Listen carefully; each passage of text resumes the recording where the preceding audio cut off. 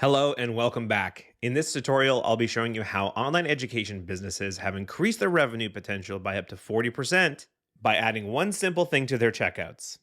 When you're selling a course or a membership, you can use order bumps to ask customers if they'd like to add access to a community or another learning product to their purchase. To do this, you'll need three things. First, a published product that customers can buy on your Thinkific website. Second, another published product, like a course or a community, that isn't set to be free. And third, you'll need to set up Thinkific payments and be verified to use it. I'll leave some links below to help you out with these steps. From your dashboard, go to Market and Sell and then to Order Bumps. Create an order bump to get started. Then choose the product to be used as the order bump. Next, choose the product or products that the order bump will be added to.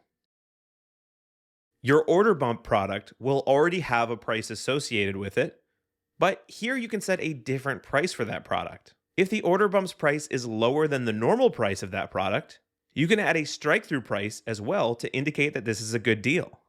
For example, if my community is normally $20 a month, but in this situation, I'm going to offer it for $10 a month, I'll add $10 to the price and then $20 to the strike-through price.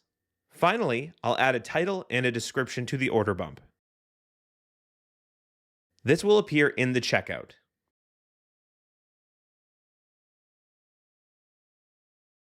To see the order bump in action, you'll need to log out as an admin,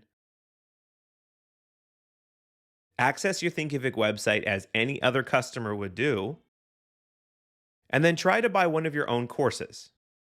Then you should see the order bump in the checkout. Here's the final product. Now when a buyer adds this order bump to their order, they'll see the total updated here, and they can go ahead and buy both products. That's all for now. Thanks for watching.